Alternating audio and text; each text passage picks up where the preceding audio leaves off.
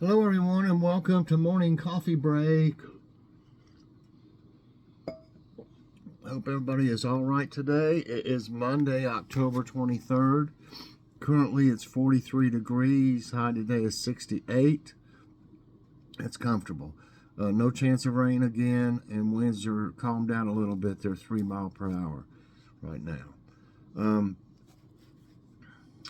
Logan's awesome snack reviews is going to be today. Yesterday, his shoulder was really hurting him, and he wanted to wait till today, so that's fine. That's why that one came out of the giveaway that I won,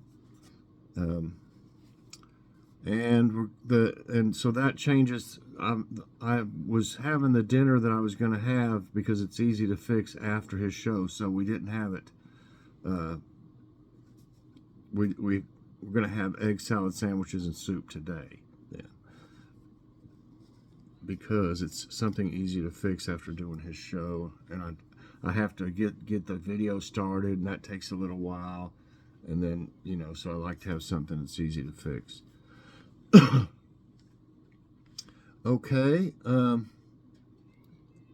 I've got a taste test today, and this is one of the things that I won in the giveaway from Kim's Inspired Life. So y'all check her channel out, and it's Trader Joe's Halloween JoJo's cookies. I don't know, maybe it's supposed to say, maybe it's more like Trader Joe's JoJo's Halloween cookies. I'm not sure how to pronounce that, which way, but the way it's spelled out, it's Trader Joe's JoJo's cookies. Oh, that's where that little thing, that's what it was. It was on it, the bow. She had a bow on it, a cute bow. Put that right there for now. So, let me get my glasses on. It says chocolate pumpkin faced cookies with our signature vanilla bean cream. It weighs 16 ounces. It's got more Halloween type stuff on the back. It says goblins abound in scary places. Perfect time for pumpkin faces. Crunchy orbs of chocolate hue. Try to eat just one. Yes, do. So that's cute. Okay. I wish we had a Trader Joe's here. I was talking about that the other day. We got Aldi, which is the brother. There's two brothers. One owns Trader Joe's and the other one owns Aldi. But I wish we had one because they got a lot of neat stuff. I see them in their walkthroughs and stuff that people do. So 2 cookies is 140 calories. It's got 6 grams of total fat. That's 7%. 2 grams of saturated is 11%. No trans fat or cholesterol. It's got 70 milligrams of sodium. That's 3%. 20 grams of carbs is 7%. 3 grams of fiber, 3% of fiber. It's got 12 grams of sugar and 12 grams added. That's not too bad, 24% for 2 cookies. 1 gram of protein and 6% of iron. And I don't see any powdered sugar, no high fructose. That's always good. Okay. So let's see. Okay.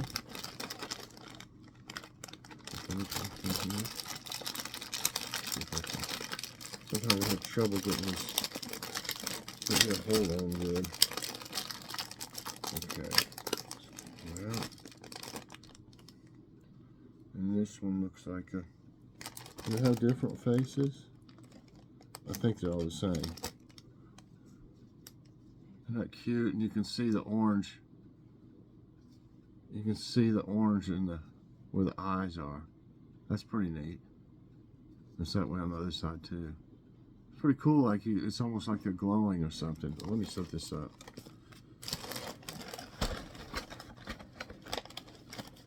Okay. Looks like, oh man, plenty of cream inside of it. That's as much as is on the double stuffs now of Oreos. Still a little ridge around it with no cream. See, That's the new thing. Instead of going all the way to the edge. Okay, let's check it out.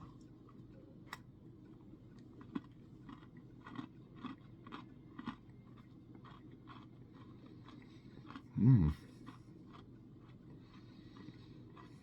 Mm-hmm.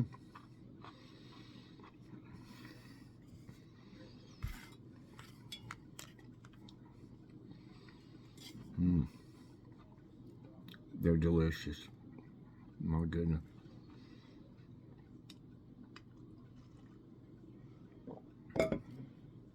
I don't know who would be making these for them. They're as good as an Oreo. But I can't say who makes it. Um, they may do the same thing as Aldi does. If you see the name brand product Oreo sitting right next to these cookies, or their type of Oreo cookie, you can pretty much figure they're making them. They don't need the name brand stuff to be in competition with the Aldi brands. So they're only doing that with people I'm sure that they've made an agreement with.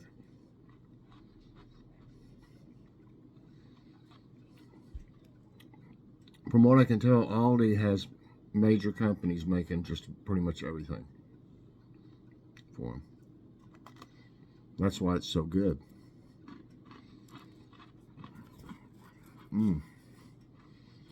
Wow, these are great. Really fresh.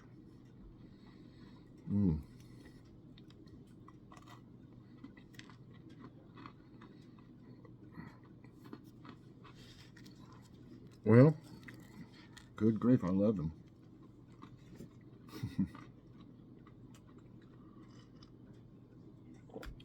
Oh, it goes so good with this coffee.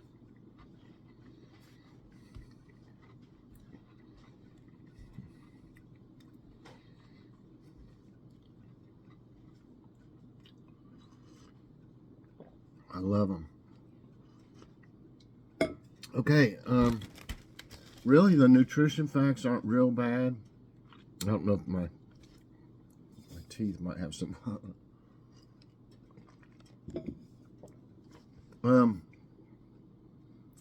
Really they're not that bad, except they're just a little, the sugar is a little bit. The saturated fat you can figure is because of the chocolate, but it's only 11%. And I just ate one. I'd like to eat two, but I probably won't. I might eat one later.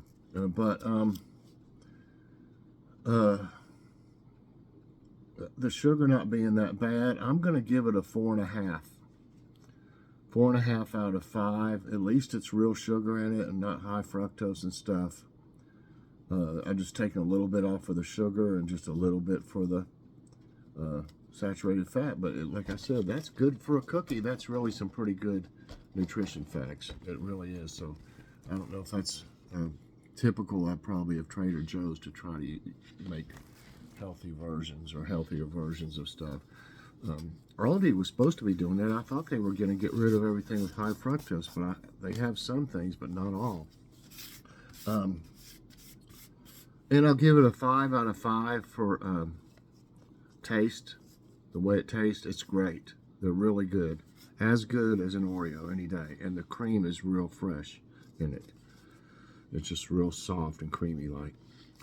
Okay, so now we got jokes of the day. What have I already hit? Go back, whatever it was. The first joke is Baboom. Forgot my pen for the 3rd time today. As expected, I'm now banned from grenade training. What? Okay.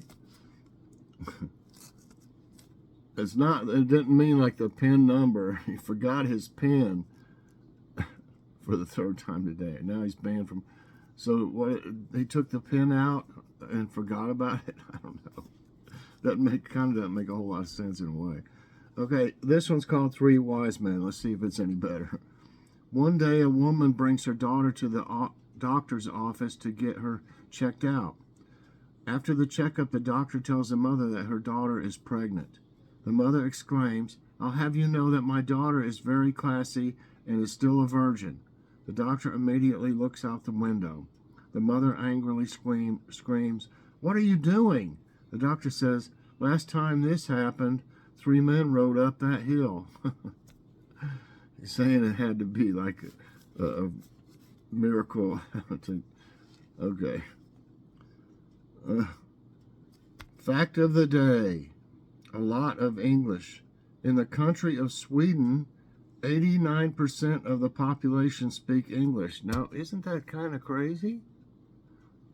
You wouldn't think that. I mean, wow. They don't even speak like their mother tongue instead of, it's mostly English. Okay, well, it'd be a good place to go visit, I guess. Okay. All right, let's see. Let's try something on trivia time. Let me see what we got here today. Medical conditions. But everybody might know something about that.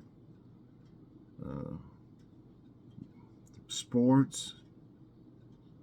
I don't think everybody knows about sports. I don't know everything about sports. Animals. Maybe animals would be good. We haven't done one of those in a while. Things about animals. Let's try animals. Where was it? Okay, there's several on animals. This first one is guinea pig, horse. Now let's try this one.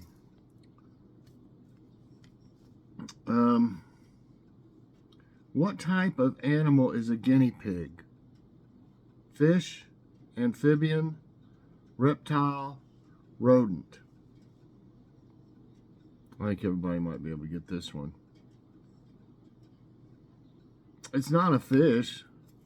I mean, I like to see, a guinea pig that's a fish.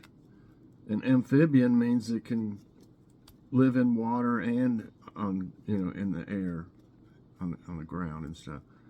Reptile, it's not like a snake. So rodent, and that's right. Okay, next question. What was Sir Winston Churchill's pet poodle called? Now, I'm not sure about this. I don't know this. Nelson, Jack, Dodo, Rufus. Winston Churchill. I don't think Dodo. Nelson kind of sounds like it could be British type or something, I guess. Jack, I wouldn't think. Rufus. Well, I might miss this one because I have no idea. I'm going to say Nelson just because it sounds like a... No, it was Rufus. Okay. He was an animal lover. He had pet cats and dogs such as his bulldog Dodo. So he did have one named Dodo. His poodle was Rufus. Wartime cat was Nelson. So he had one called Nelson. And marmalade cat, Jock. Oh, Jock instead of Jack, I guess. He also had butterflies, fish, cows, pigs, and swans. Next question. Oh no. What domestic animals are free to roam at night in Disney parks? Rabbits, cats, parrots, dogs. I don't really know this either. What would they wouldn't let parrots roam at night. I mean, they could fly away. Rabbits, I don't know if I would really consider them a domestic animal, although people do have them. Dogs, I don't know. Dogs might be likely to bite somebody. Cats, maybe cats would help them with any rodent problems they would have. It doesn't make sense really, but try cats. Hey, I'm right. The Disneyland cats have been around for as long as any of us can remember. The cats were able to emerge at night to a relatively empty park, and they could hunt in peace. Someone in the Disney company must have a pretty brilliant idea. The cats weren't bothering anyone. Feral cats by nature are scared of humans, and they were doing a much better job with pest control than any human exterminators were likely to do. That's pretty smart. Next question. What is the most popular pet in the United States? Hamsters, cats, fish, dogs. All good pets, but it seemed like I had either a question on Ask My Tablet about this, and it wasn't cats, it was first, it was dogs. I'll try dogs. Yes. 66% of U.S. households, 86.9 million homes, own a pet. Wow. Dogs are the most popular pet in the U.S. 65.1 million U.S. households own a dog, followed by cats, see, 46.5 million households, and freshwater fish, 11.1 million households. That's a pretty good number. I'm surprised at that one. Millennials make the largest percent of current pet owners, 33%, followed by Gen X, 25%, and baby boomers, 24%. So I got 3 right and 1 wrong. Which term describes animals which are active at night? Diurnal, nocturnal, fructivorous, arboreal. Arboreal. I've never heard of anything but, I'm going to say, of 3 of them I've never heard of, but I'm saying nocturnal. Okay, a diurnal animal is one that is most active during the day, and I didn't know that, and a nocturnal animal is the one most active at night. Virtually all organisms undergo rhythms associated with the day-night cycle, but the patterns of these rhythms can vary considerably from one species to the next. Okay, 4 right, 1 wrong.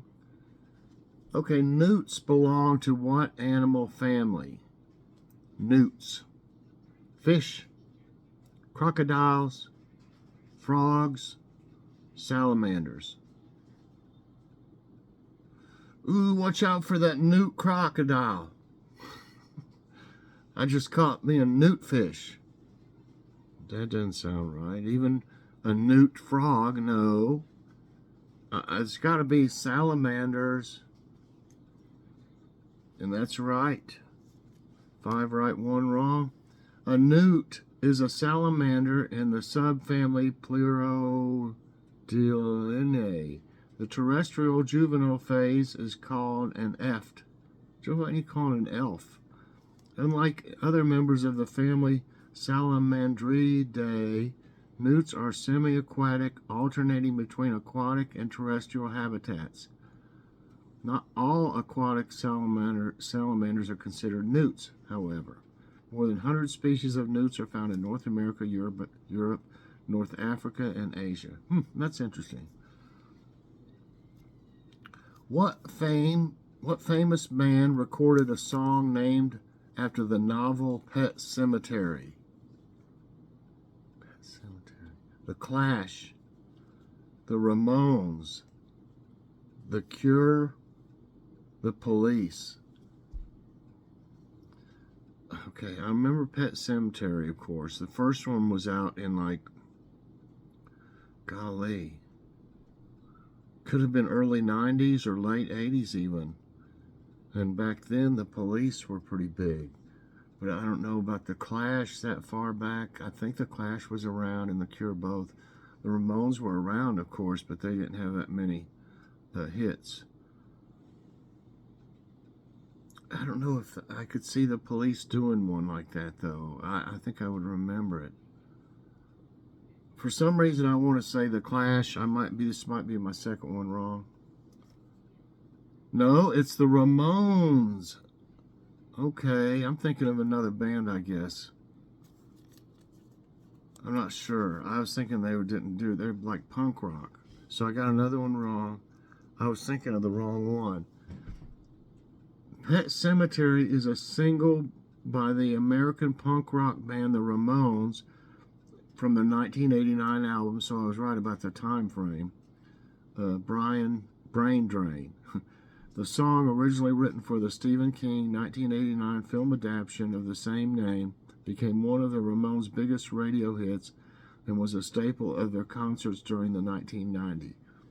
The song plays over the film's credit. What's that called now? Pet Sematary. I'd like to hear that. It's Sematary, and it's called Pet Sematary. Brain Drain. So that's what it's called, I guess. Okay, I didn't know that. So I got that one wrong. I got 5 right, 2 wrong. What is the young of a rabbit called? Hutchlet, kit, fiver, wormwort. Look at the young little rabbit wormworts. Look, that rabbit just had a bunch of wormworts. Kitty's up there eating something here.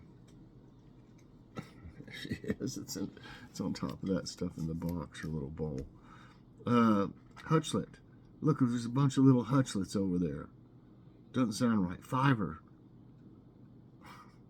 I'm going to have to say kit. That's the only one that doesn't sound weird. And that's right.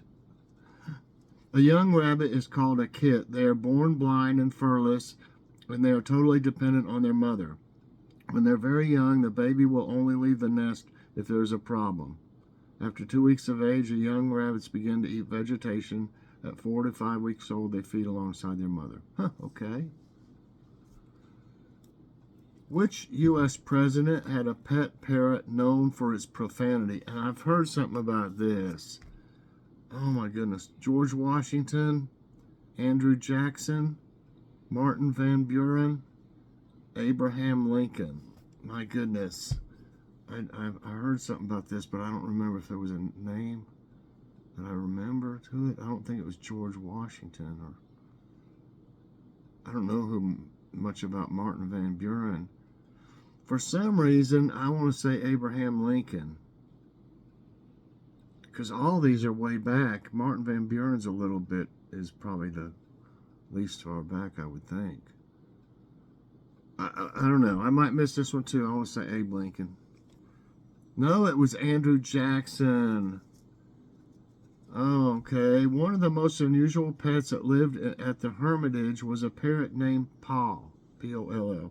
On June 5, 1827, Andrew Jackson purchased a parrot from Decker and Dyer, a specialty shop in Nashville, for $25 as a gift to Rachel. That seems like a lot back then, doesn't it?